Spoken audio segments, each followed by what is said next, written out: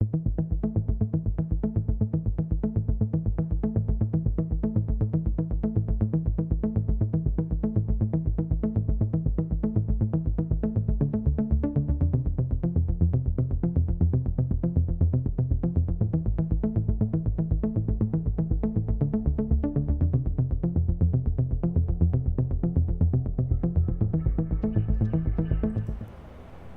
everyone, and welcome to today's live stream. I'm still waiting for Krita to start up, but in the meantime, here is Meshroom compositing a panorama that I took quite a while ago. I just was doing this as a side task out of boredom, and because I've been developing a personal VR world in Unity that I could use this for as the sky, potentially. But anyway, while we wait for Krita to start up, I want to make an announcement, which is that, firstly, I have a Ko-Fi page, or Ko-fi, or however that's pronounced. I mean, I'm sure some of you are already aware of that.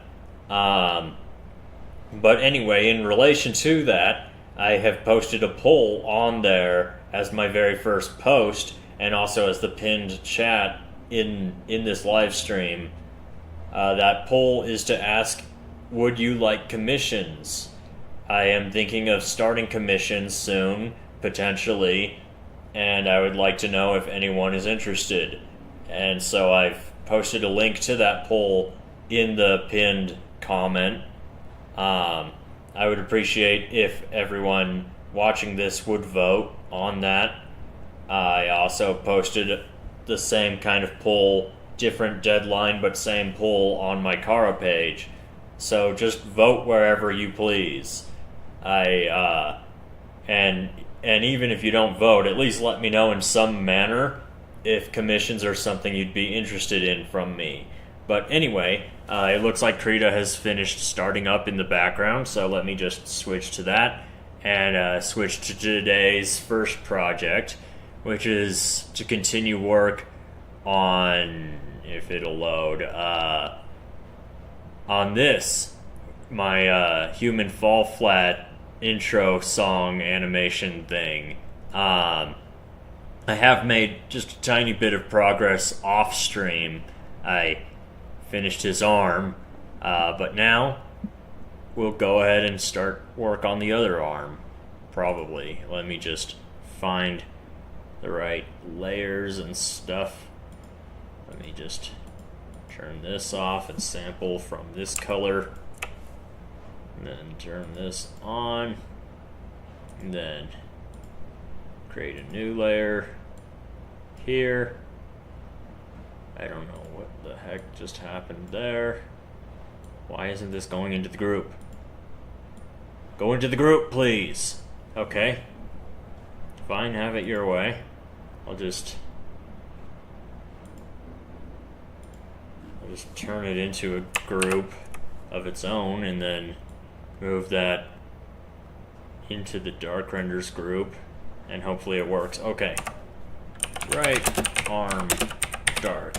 That's what I'm going to name that. And then I'll just create a clipping group, but then... Alright.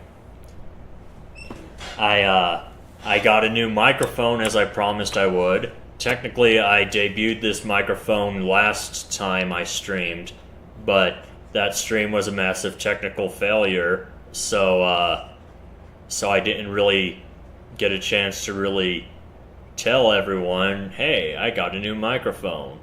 I don't know if you can tell fully, because the acoustics in my living room are still pretty terrible.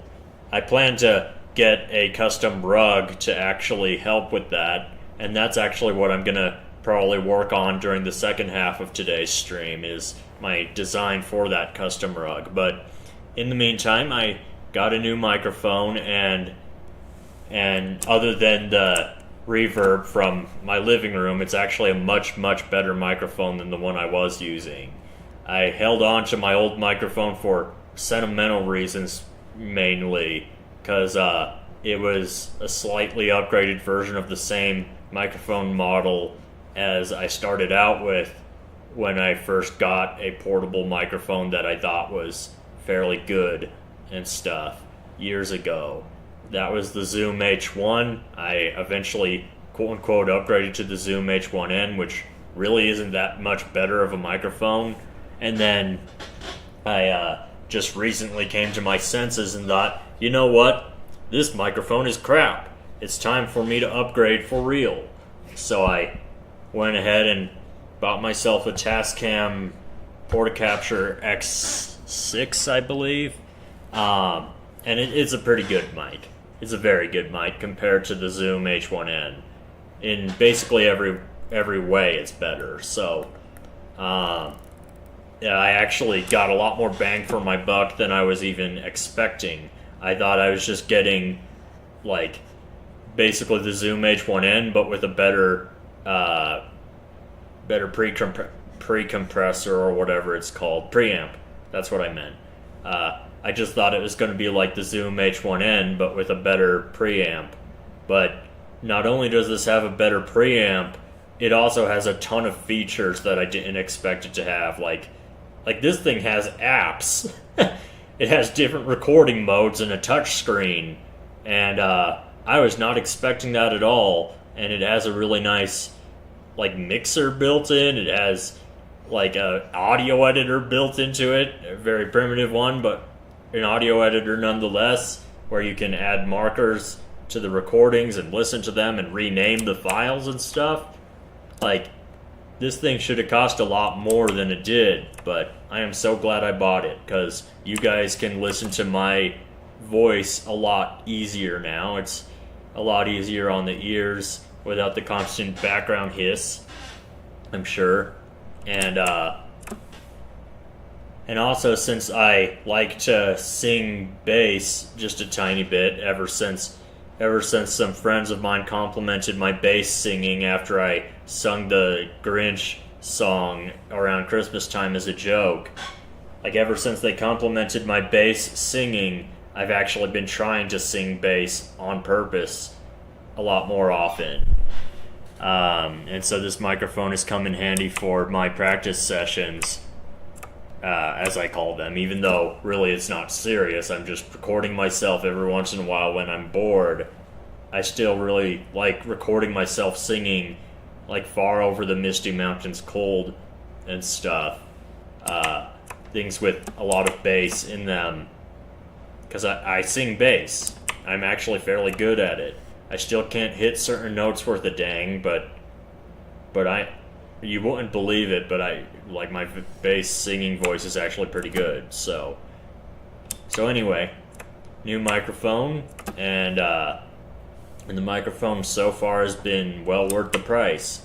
So anyway, I'm gonna sample like this color, and I'm gonna just fill in his entire arm now with that color. I also permanently adjusted a couple settings on this brush, because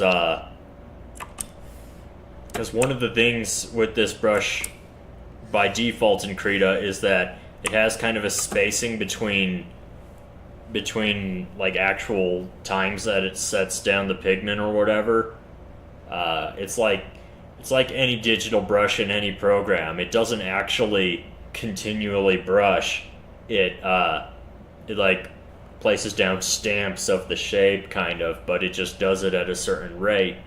By default, it's set just a tiny bit too high on Krita, but I set it down to basically 0, so it doesn't matter anymore if I go like really slow. Like, yes, if I go really, really slow like this, you can kind of see the stamping that I'm talking about. But now with the settings set the way they are, it's just way more responsive and way smoother. So it causes less problems. Because I was noticing some problems. And so I fixed that off stream while I was working on the other arm on this, actually. Anyway, I'm getting so focused on my speech that I'm forgetting what I'm actually doing here. So let me refocus. and try to remember how to do the fur. Because the fur that my art tutor taught me was really, really effective. I can't remember the technique worth a dang anymore, but what I have been doing is at least somewhat similar to what I remember my art tutor teaching me, and it's still relatively good as a technique for fur. I'm not sure that I want to start up there though. I kind of want to start around his elbow because that's where it sticks out. Okay, couple strands like that.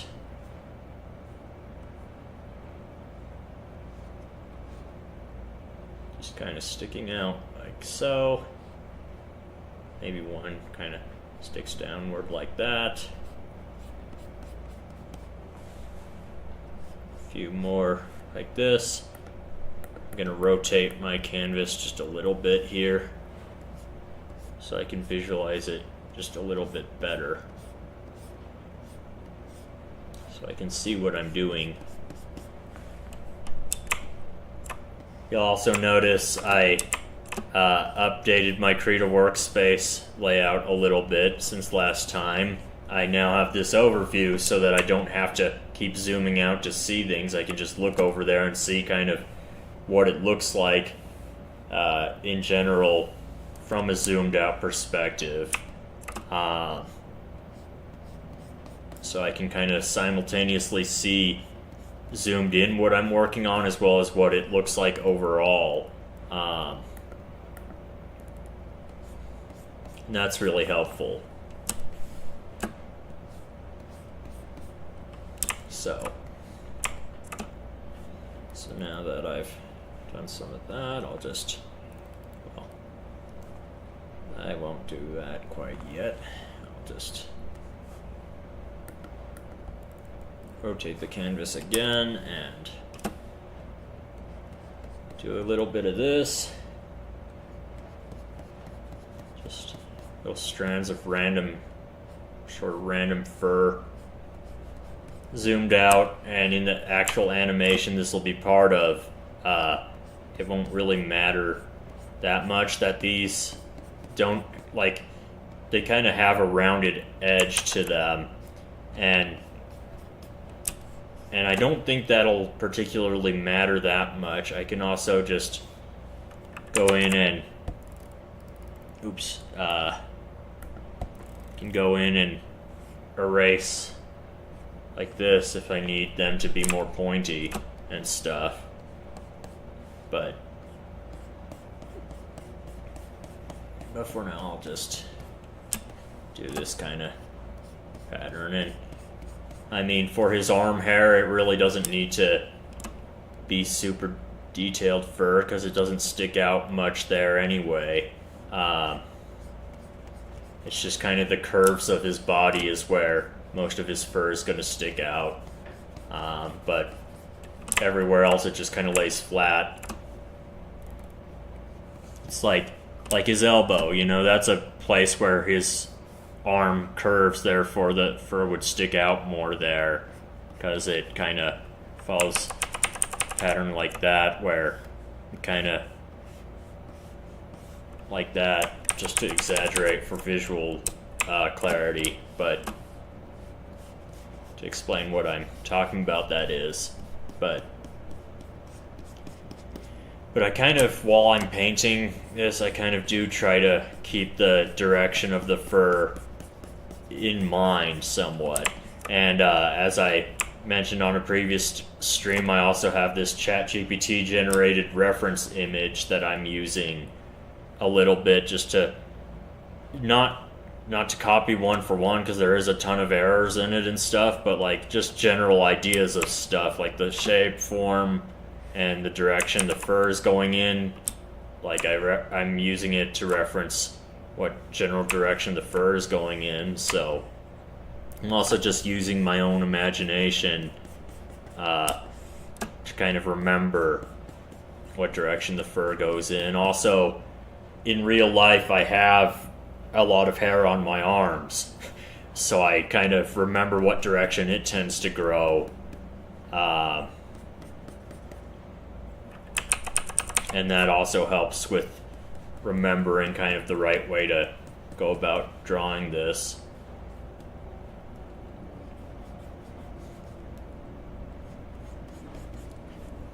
Let me decrease the brush size again for this portion over here.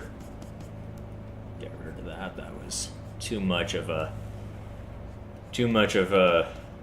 whatever. Words cannot speak them today.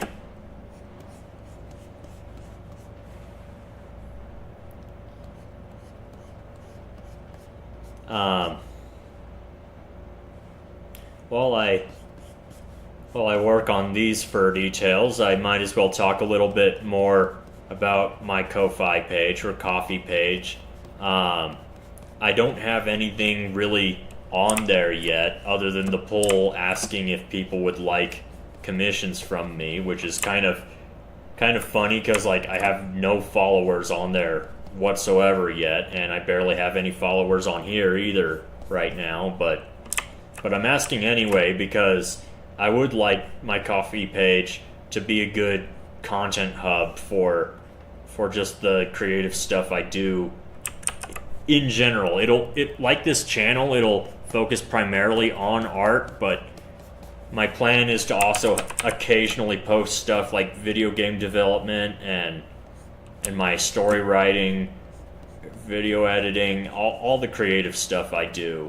I just want my Ko-fi page to be a general hub for all of that. But I will also, I'll mostly focus on art because the lesson I learned from sunsetting my old YouTube channel as of August 1st is basically I need to have one focused niche on the internet just in general. Even though I am kind of a creative jack of all trades with hopes to master at least one of them, that being art, people don't come for a jack of all trades. They don't want to support someone who's trying to be everything a lot of the time.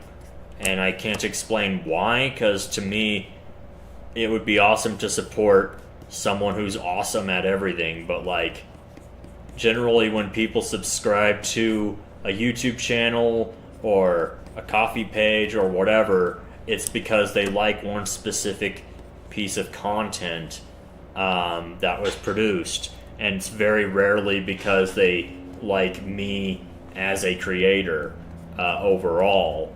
And so I just, in the way I plan to run my Ko-fi page and this channel, I just want to try to focus mainly on art, even though I will occasionally do other stuff.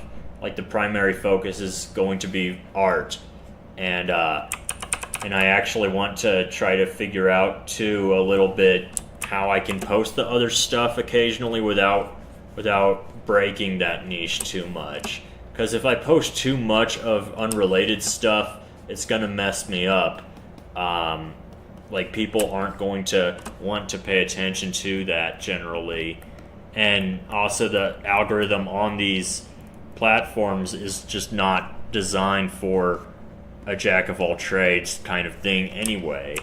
So both organically and artificially via the algorithms, it's just not good to be a jack of all trades, because organically people tend to support things because they specifically like one piece of content or one type of content, but also artificially the algorithms are designed with that in mind. So the algorithm generally won't push my content to people on these platforms if I'm trying to be a little bit of everything, because it just doesn't really work that way. Just generally, there's kind of a push and pull between the organic audience and the algorithm a lot of times, where the algorithm is designed to kind of mimic what the audience already wants, but also the algorithm to some degree influences the audience too, because the algorithm is what shows new content to them in the first place. And so algorithms are designed to mimic kind of the discovery that audiences already make, but then it also is responsible for some of that discovery. So there's kind of they kind of both matter at the same time, just in slightly different ways. But that is all just to say, if you're gonna run a channel like me, try to focus on just one thing. I'm actually thinking of starting another channel, potentially. No promises yet, no actual plans, but like if it gets to a point where I really want to also focus on game development or VFX or whatever, I might start another channel just for VFX, and then another channel on top of that even just for game development. I might end up with 5 different channels, 5 different YouTube channels or whatever, just for my different creative interests. But the key is that each of those channels is going to have a completely different audience to it, because again, people generally aren't going to really be keen on supporting a jack of all trades that just does everything. Generally, audiences are attracted to just one specific niche. So that's my creator advice for today. Even though I'm not super well known or anything, I've learned a thing or two from Tom Scott and other creators that are really successful, and I'm seeking as much as possible to apply those concepts from now on. What happened to my layer here? Why is it jumping to the bottom? That's not where I'm putting you. You go there, and then you go there. There you go. You in right place now. Silly layer. Actually, is it in the right place? In the layer stack, it's in the right place, but I mean, is that shadow painted in the right place? I need to double check, because I want it to be kind of not an inclusion shadow, that's not the right term, but like the soft shadows underneath the sleeve here. And I mean, there's definitely an occlusion shadow in addition to that I need to paint right here, but then where the sleeve gets looser, I need to kind of curve the shadow away and soften it. It'll be harder right next to the sleeve, like here, but then it needs to kind of blur and get softer as the sleeve curves away from his arm. I think that looks good now. So now I need to, need to paint the dark part of his paw, because he's a foxo. He has sleeves and like gloves and stuff built into his fur. So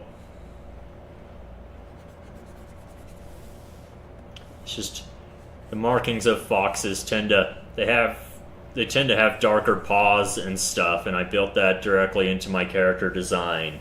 A lot of people look at the legs of foxes and think that they look like stockings or whatever. I tend to think of them as boots for some reason. I'm funny like that. Instead of thinking of it as like leggings or stockings or whatever, I think of them as boots. So anyway, with Blue's feet, I don't even have the black go up that high. It's basically just his ankles and feet, because I don't want to give the appearance that he's wearing stockings or anything like that. So I've designed him just with his feet and ankles black, basically. And as for his paws, they're kind of like gloves, just a tiny bit, where just his hand is black, and then a little bit of his wrist, but then it goes back to his red fur. What layer am I on? I am here, I believe. So I'm gonna create a new layer for the highlights here. Then erase some of that. I'm gonna try to paint the 3D parts of his paw pads and stuff first.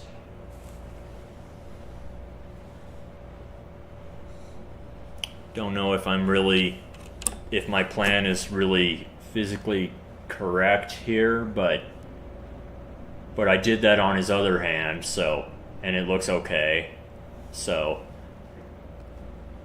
maybe not perfect, but it's passable. What I'm doing is I'm kind of making these hard round brush strokes, and even erasing in some parts just to get the general shape. And then now my next thing is to use my smudge brush to kind of blend that in, just smudging the edges. As I've discussed on previous streams, you don't want to smudge the entire line, because then you lose the hard edges entirely and lose the form, basically. So I'm just smudging the edges of these highlights and not anything else.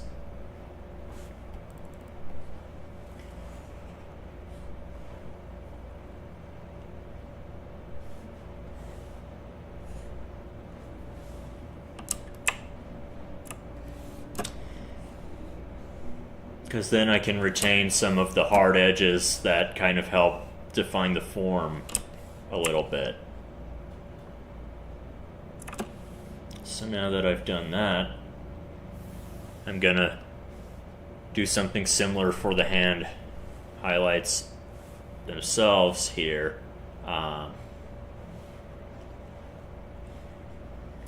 And the idea with this initial dark render is to make it dimly lit from all directions. Because I don't know if anyone watching this stream watched any of the previous streams, but I did previously mention kind of and talk about the shader system I've set up in Blender for the animation this is going to be part of, where basically depending on actual lighting data from the scene, it'll interpolate between this dark shaded version and a full painting of like fully lit, and it'll do that based on real lighting data. So what I need to do is paint a fully dark version of the painting, and then once I've finished that, I'll repaint it bright, like brightly lit from all directions. And welcome, Swift Blue Fox. I am glad you're here. I was wondering where you got off to, but you're here now, so good to see you, man. How you doing?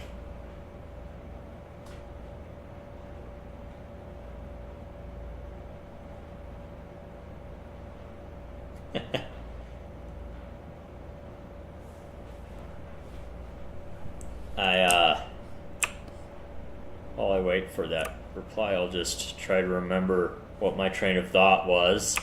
Oh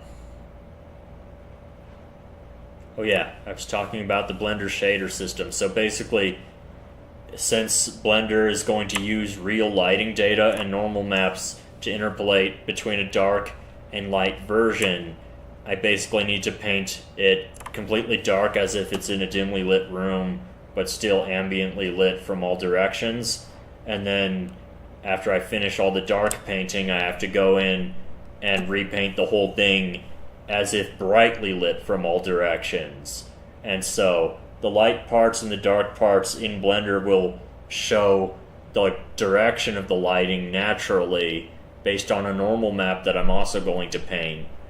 But it'll also be fully under my control as the artist because it interpolates between the light version and the dark version. Basically, none of the actual coloration will be determined by the renderer. It'll all be just my images, which is pretty cool. The only thing it won't that won't be in my full control as the artist is the lighting color necessarily, because I've also set up the renderer to tint the images slightly depending on the light color. Like, it multiplies the lighting color with the images to get the final result. But I mean, since I'm making the 3D scene as well, I've already determined the lighting color. But as I'm painting these images, I need to paint them neutrally, as if lit by perfectly white light, for that same reason that the renderer is going to take care of the lighting color, and it's taking care of the lighting direction. So those are the two things that I'm not painting, but I'm painting basically everything else. So, anyway, I'm just kind of looking at my other arm and stuff here and comparing them visually. I think my other arm is a little darker. Generally, it doesn't have all these highlights. I'm kind of letting that run away on me, so I need to dim these down a little bit, if at all possible. Let me see, which layer are all those on? This layer. I'll just do that. They're also desaturated a lot more, it seems, because this is like that, but then, let's see, comparing the saturation value. Yeah, this is definitely more saturated, so I also need to turn the value all the way up and do this little trick where I fill it in with the color, like with the desaturated color, and then saturation HSV, well, HSL maybe, HSI, just plain old saturation, there we go. And then what I need to do is lock the transparency of that lower layer and then merge, and that doesn't work. Let's see, if I do a selection mask on that layer and then create a transparency mask on that, then I can merge these layers down, and there we go. Now my highlights aren't out of control anymore, and they match this other arm a lot more closely. Let's see, what else can I do here? I am trying a new streaming schedule today, and basically it's the same as last time I streamed. It is the shorter schedule. However, I've done some math to make both sections of the stream even in length, and I think the intermission is coming up pretty soon. I don't remember the exact timing of it, but I mean, with these shorter streams, it seems that, let's see, 12:39 is when I do my intermissions now, instead of 1, and it's 12:35, 6, 7, 8, 9. We have 4 minutes until intermission, so I mean, definitely shorter, but anyway, I guess I could start on either his head or his shirt next. I think I want to start on his shirt, because that in the animation, I actually have his front leg separate from his body and back leg. His body and his back leg are all one piece. Actually, his head, body, back leg, and arms are all one piece. The only pieces separate from him are his tail and his front leg. And I did that for animation reasons, just so I could rig the armature in Blender and have it deform well and stuff. So I kind of want to start unifying these currently separate limbs a little bit. So I think the next thing I'll do is his shirt, just so I can start to get that all unified and stuff. So I'll create this new clipping group, and is that? I mean, I just sampled the color directly from the ChatGPT generation because to me that color looks really good. But I don't know if sampling a color from AI generated image is like severely cheating. It feels like it is, so I'm just gonna kind of intentionally screw up my colors a bunch and then try to pick it from scratch here based on how I imagine Blue's shirt. Let's see, that's maybe I like the saturation, but the value needs to be maybe a little darker. Now the value is good, but the saturation's too high. Let me bump that down just a tiny bit.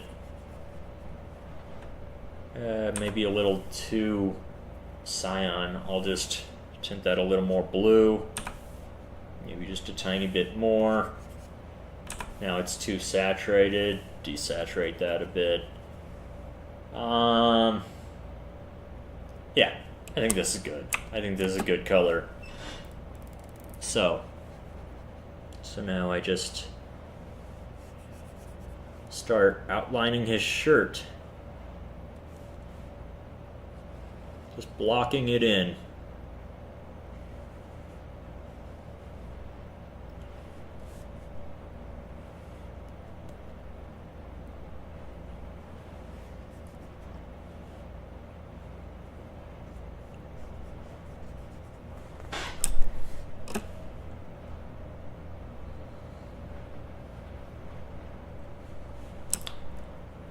The Art of Tedium, also known as just art in general sometimes. That was the timer for intermission, so that wraps it up for today on this image, because in the second half of the live stream I'm going to work on a custom rug design, probably. I don't know, I'm enjoying this a lot so far. Might just keep working on this, but we'll see in 12 minutes. See you soon.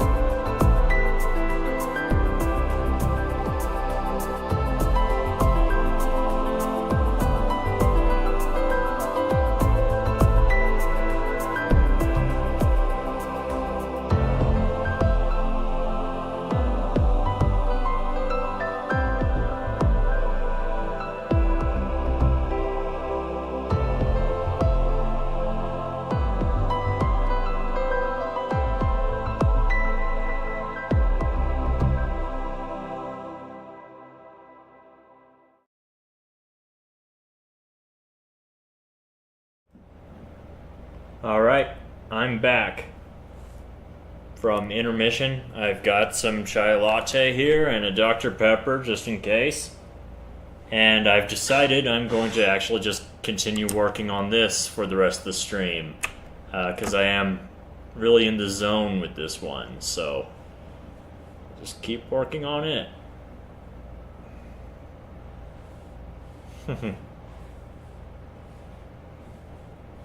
With these shorter streams, I do partly wonder what the point of my intermission is, because I initially had an intermission built into the stream schedule because the streams used to be 2 hours long, and I needed the break in the middle, but I wonder how necessary that currently is. I feel like I do still need it somewhat, but at the same time there's a risk in taking a break that it'll disrupt my creative flow somewhat. So I need to balance that out somehow, but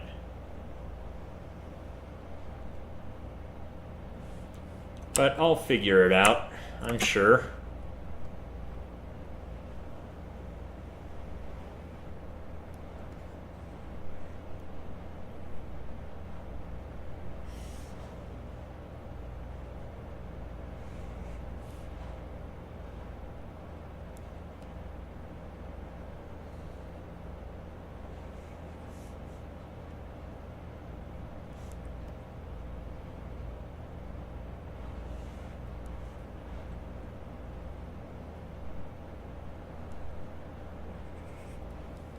There we go.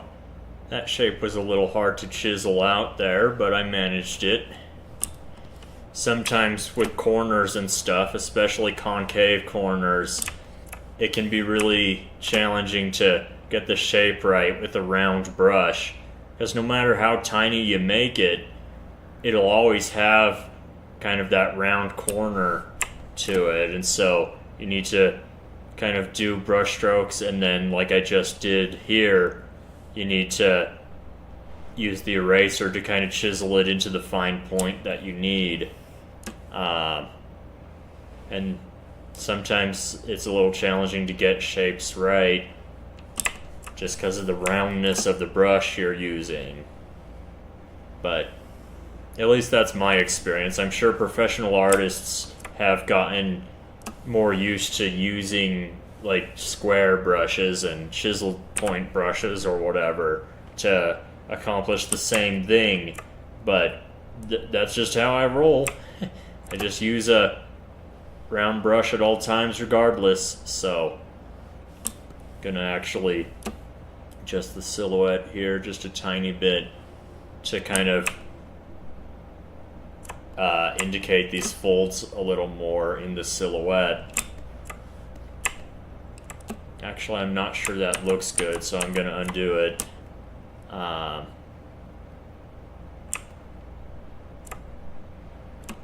alright, now on the clipping layer, I'm going to go fully desaturated and then really dark here to do these air vent pocket things on the sides of his shirt. The iconic shirt design of Blue the Fox. It's actually based on a handful of real shirts that I own. I just really liked the design, so I incorporated it into my character design after I physically bought like 5 of them. So I bought like 5 of this exact shirt in real life, and Blue the Fox also wears it. So anyway, now that I've got that taken care of, now I go into the next layer, and underneath the black parts I'm going to, well, first I'm going to kind of make this a little bit darker of a color, because this is too bright to be the dark version. So I'm gonna darken it a bit, but, well, sample that, but then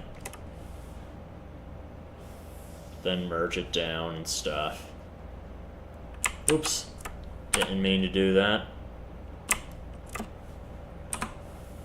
And since his shirt doesn't have fur, I can just do a clipping mask here, and then just do these highlights and stuff, keeping in mind kind of these folds a little bit,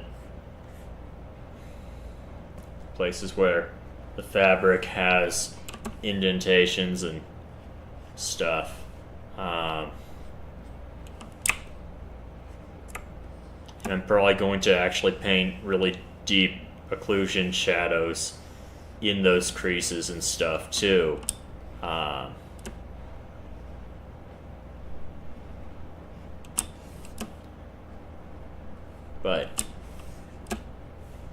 But anyway, just need to kind of just paint a little bit of a highlight, a rim light around him, since he's supposedly evenly lit from all sides. That kind of just has a backlit, rimlit look to it generally, so as far as I'm aware anyway.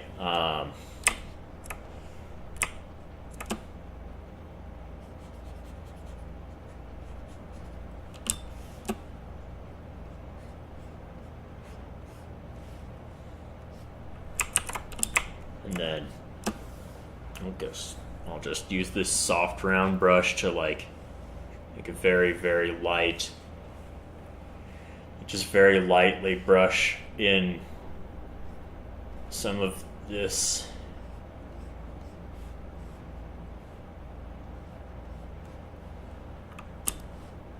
And now I'm gonna sample my line art, and then I'm gonna turn down the opacity of my line art a bunch so that I can just barely see it myself.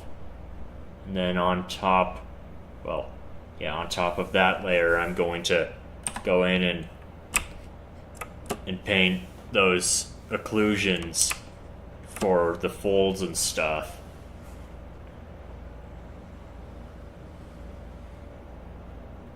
Just like that. Make it real dark. And then I'm gonna use my blending brush to blur just one side of that.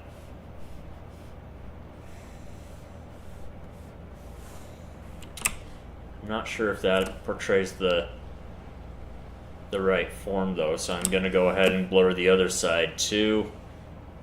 And I think that looks a little better. I feel like it doesn't though, so I'm gonna just do this, and then do this, do that. Yeah, that looks a little nicer.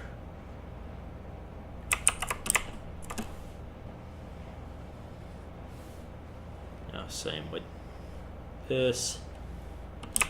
Just kind of some of the occlusions where the light can't get in because there is a little bit of a pinch in the fabric or whatever, so it gets really dark because light can't reach there, and it certainly can't come back out to hit your eyeballs, so it just looks dark because the light can't get in or out of these creases, so it just looks really dark.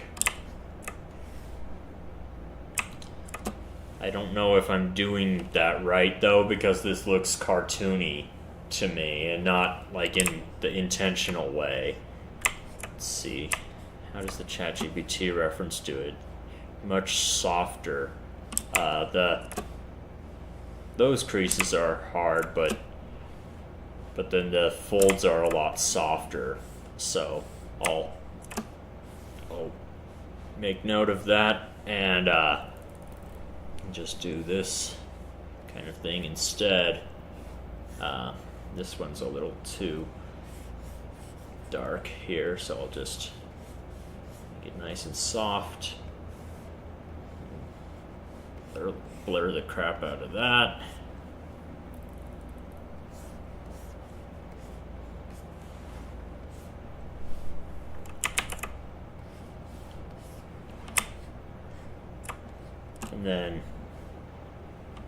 And this is maybe a little too dark, so I'm just going to erase it and try again. Kind of want it to look more like this, so gonna just do that. Then use my blender to blend just the edge. Why does the normal map have 3 colors? You mean over here to the left? Basically, the way a normal map works is that the X, Y, and Z coordinates are determined by the RGB channels. So red is left and right, green is up and down, and then blue is kind of forward and backward. And so by combining those channels, it visually ends up looking like this, but like the rightmost side of this sphere is like fully red, and then the top right corner is like fully red and fully green, so that means it's kind of yellow colored. And the bottom left is like not red at all, not green at all, and not blue at all, so it's actually going toward black in the bottom left corner. And then the dead center is like 50% of all 3 channels, so like the absolute dead center of this is kind of this color, which is just 50% of all 3 channels, more or less. I think blue is actually full here because it's like fully forward, but anyway, yeah, the RGB equates to XYZ in a normal map, so it's kind of telling the computer this part of the image is pointing this way, basically. So this reference I've created is just a few different spheres that are faceted different ways, and then a torus, and then some cylinders that are rotated differently. And I can just kind of sample the color from this reference, and I can get the color channels to be correct for something that's pointed the same direction as that point on my reference surface.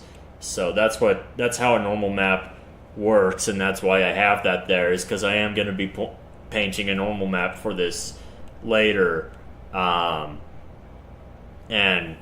I'll be sampling from this because it's not really a human readable type of thing. It's meant for the computer to read. So by sampling from 3D geometry that I can understand, I can basically paint geometry the computer can understand. So, where was I? What layer am I on and what was I doing? Ah, yes. I was painting in those shadows, those occlusion shadows and stuff.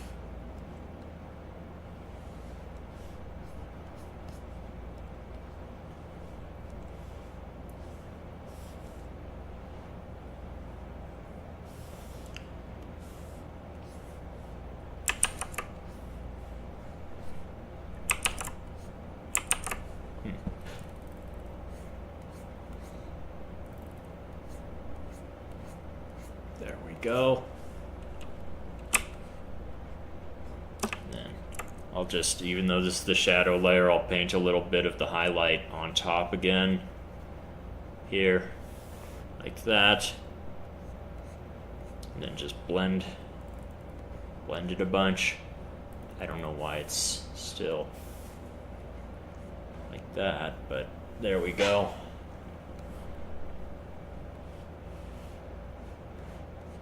There we go. Actually, I'm gonna continue to just kind of blend the edges here, like that.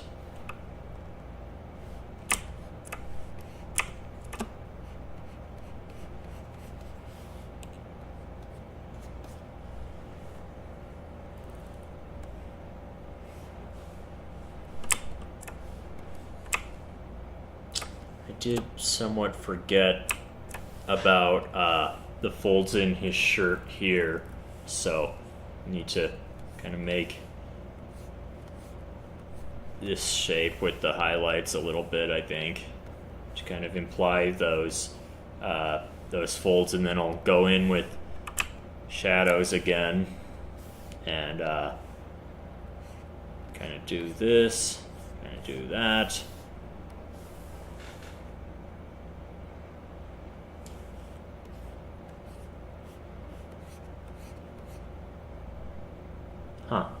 I'm having some connectivity issues with the chat at the moment, so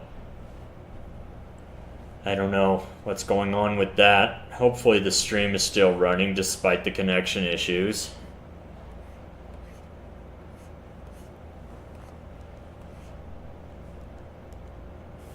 Somehow I ended up with an eraser not being an eraser here.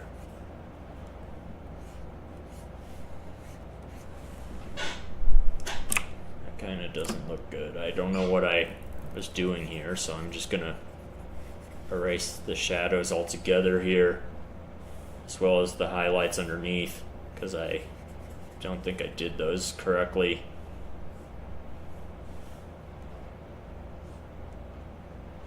Then I'm gonna just repaint these a little bit here, just very basic, very soft brush here, and then I'm gonna go in with the shadows again and try to figure out, and no harm in referencing ChatGPT's version. I guess it's pretty chaotic in the ChatGPT version, so that might be the secret sauce here. I just need to be a little more chaotic in how I handle this.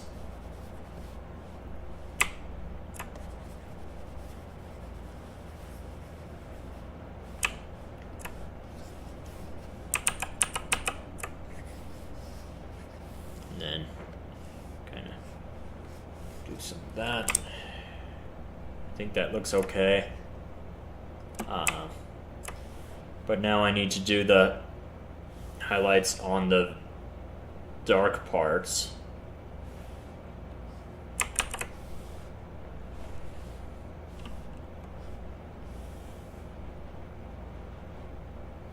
The ChatGPT render looks like handmade clay in the texture. I agree. It looks like stop motion or something. But it also at least has realistic lighting, so I'm kind of trying to replicate generally the lighting direction and stuff in it, and not so much the actual texture that it came up with, because it does look like clay a little bit, and that's not what I was going for, but it's mostly just a reference for the forms and not the texture.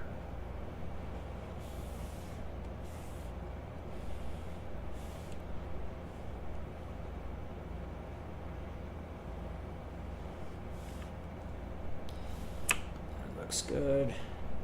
Let me go back to this shadow layer and paint in some of these occlusion shadows again, because I realized I missed them. Right here, and then with my blending brush I just kind of blend one side of that like so, and then erase just a tiny bit of this.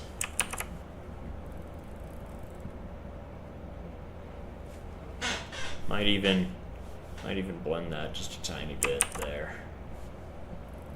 Just a tiny little bit. Get rid of the digitalness of that. Same here. Kind of get rid of some of the digitalness. With a very light softening of these edges.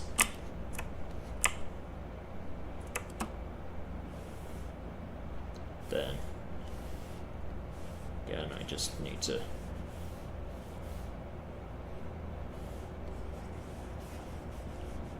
do some of this because I really want wrinkles and folds to be visible in this shirt, but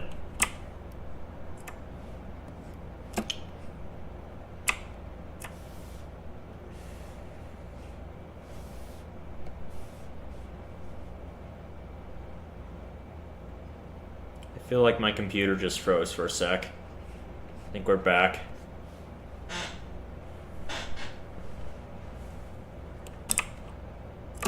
Cool. So I think the line art might be deceiving me. Let me turn that off, but other than this this occlusion shadow being completely missing to the right, I think I've basically finished the shirt now. Just need to add that occlusion shadow. What the heck, I'll go with this color instead. And I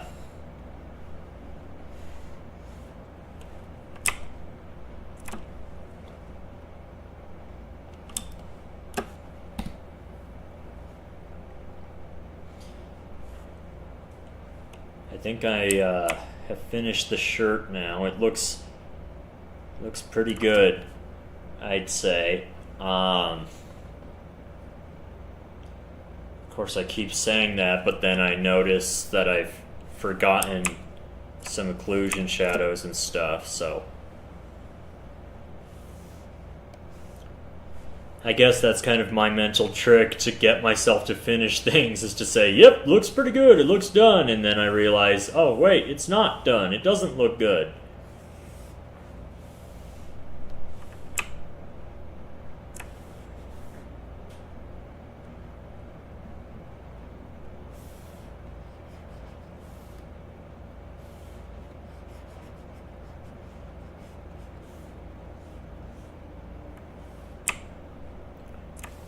Also gonna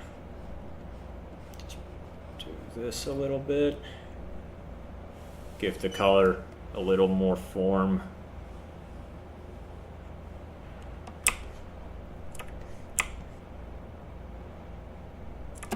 Then actually just feel like I need to lighten this up a bit.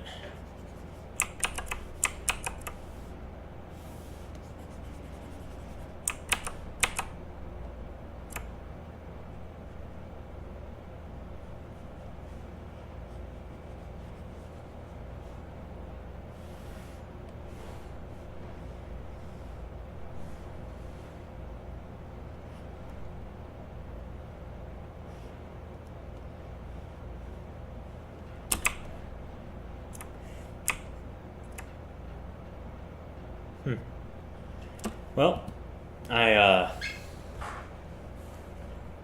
think the shirt is done now. I can't really see anything else I need to do with the shirt for now.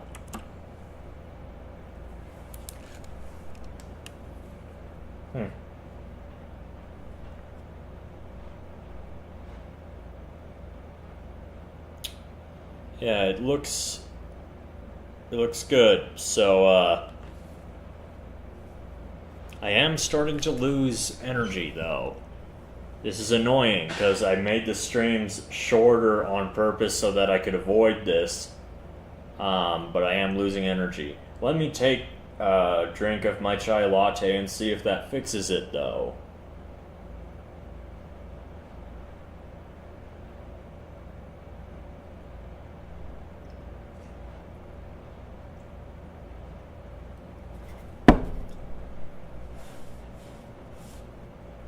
I just chugged the entire jug. I mean, not chug, the entire mug.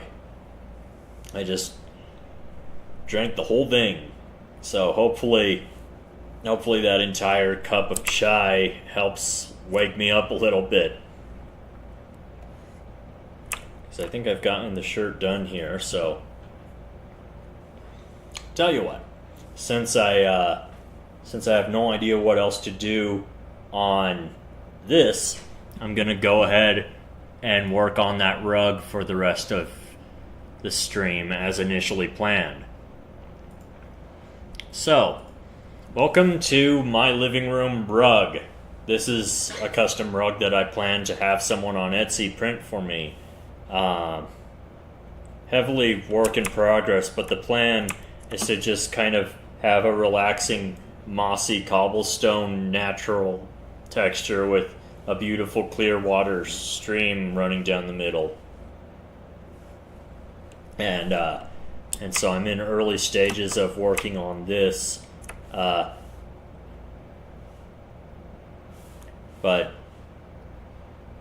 anyway, I'll just work on that for the rest of the stream today, because it doesn't require as much focus as Blue's shirt, so it'll be easier to work on in my lower energy state now. Alright,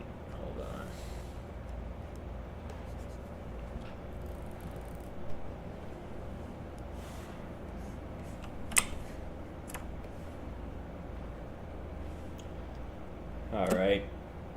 This looks a little weird.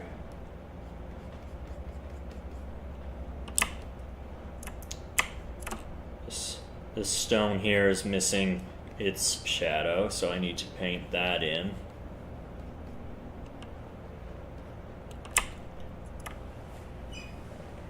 A lot of what's challenging in this picture is there's so many individual cobblestones that I don't know for certain at any given time if I've got them all.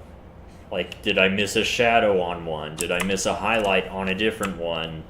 That sort of thing.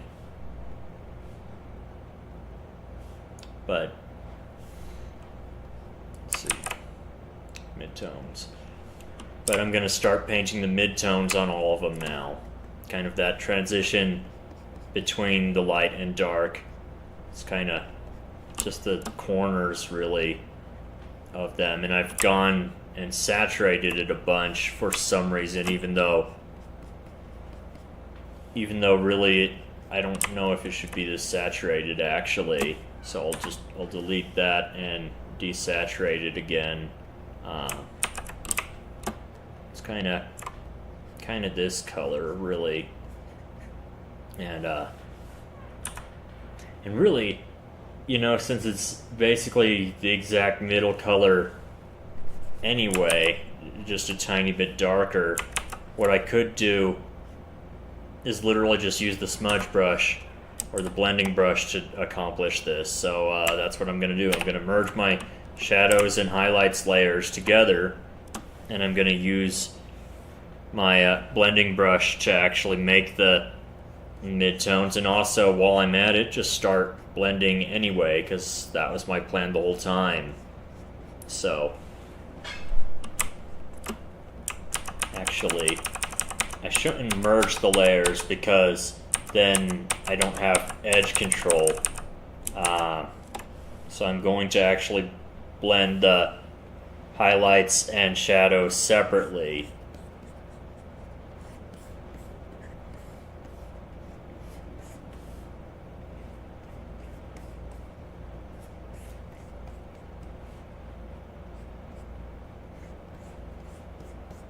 And once I've blended the highlights, I can go and erase parts of the shadows, like this part here, that kind of overlap incorrectly. But gotta just blend the highlights first.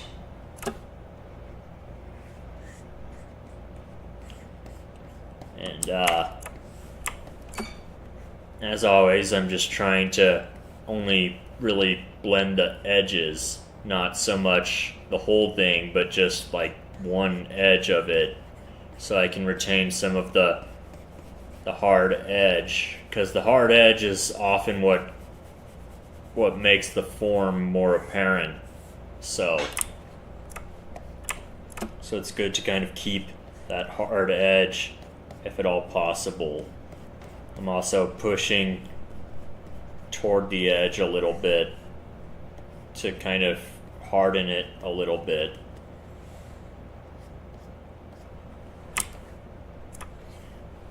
This is going to be kind of hard to figure out which stones I've done and which ones I haven't. But I mean, upon close examination, I can figure it out fairly well, so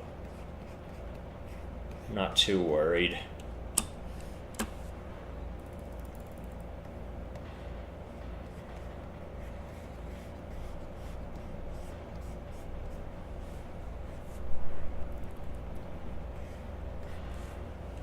And I'm also going to take this opportunity to kind of refine some of the edges of these highlights. Kind of give the stones more of a defined shape.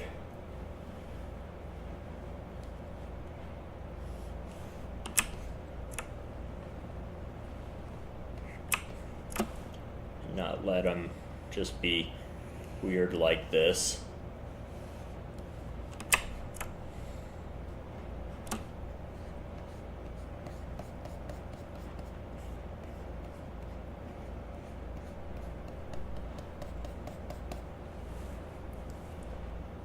And then there's sections in the shadows where I do need to paint more of them, like right there, and then I need to make sure they're not overlapping too much with the places they ought not.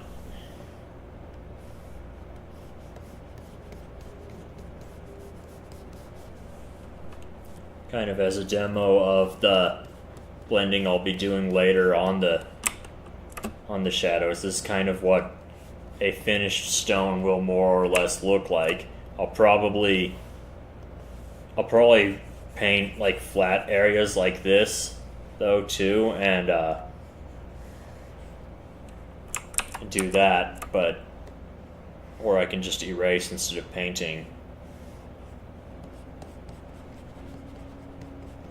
Because I want the stones to have kind of a rocky form, and they're smooth because they're by the river, but they're still rocks. You know, how smooth can a rock really be, especially out in nature? So there's like a certain level of roughness I still want these rocks to have, even though they are smooth cobblestones like by a stream and covered in moss and stuff.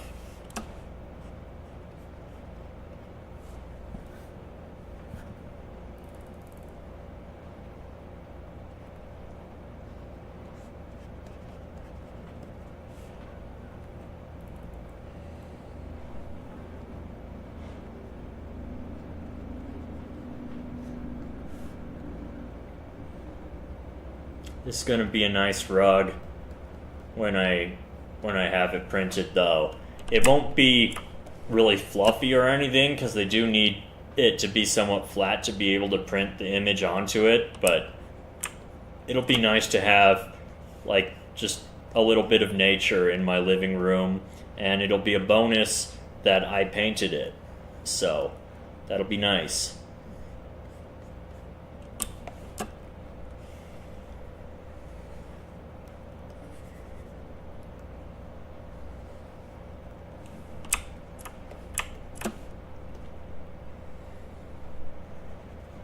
Gonna start doing this thing now where I erase some of the miscellaneous edges to kind of try to really dial in the form of these rocks a little more, if possible. It's really, I'm realizing the way I did this, the edge control is going to be just a nightmare in general. But I'm sure that as I just continue to refine it, it will eventually look good. It's going to be work, but it'll eventually look good.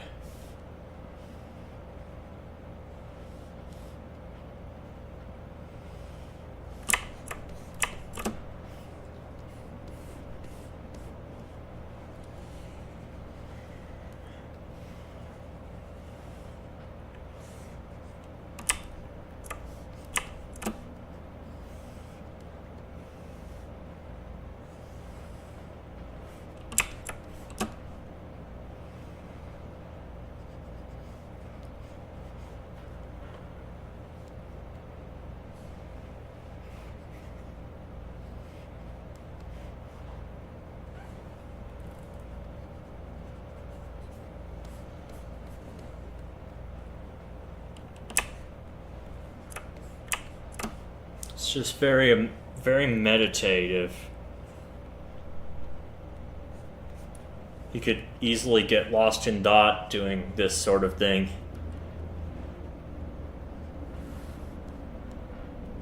It's a nice time to just relax and think about stuff.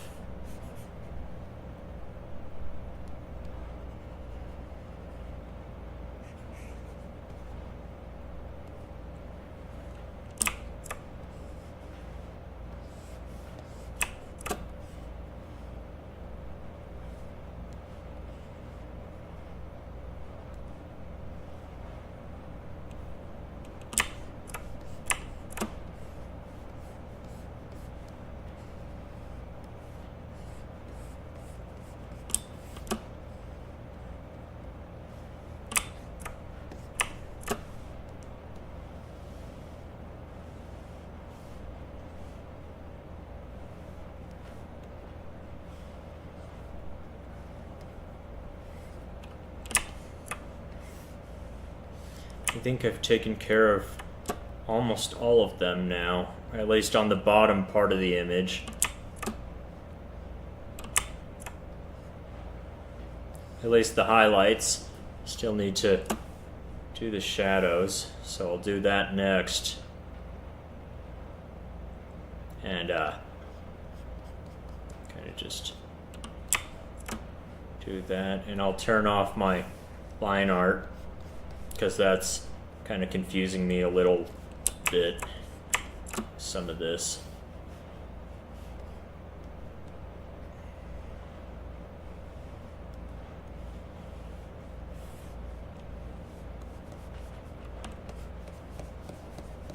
And again, kind of try to make kind of a flat top on some of these rocks.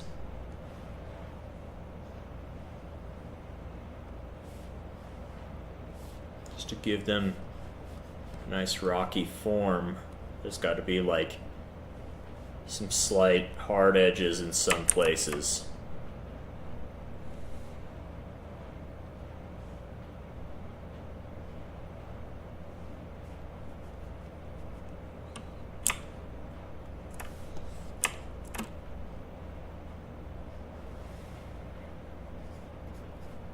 Don't want to smooth everything out. Definitely want some places to still be hard edges, but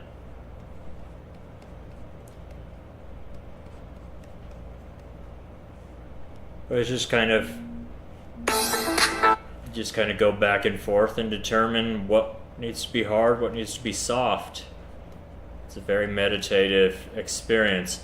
But anyway, that alarm that went off is actually supposed to be the end of the stream. So I hope you enjoyed watching.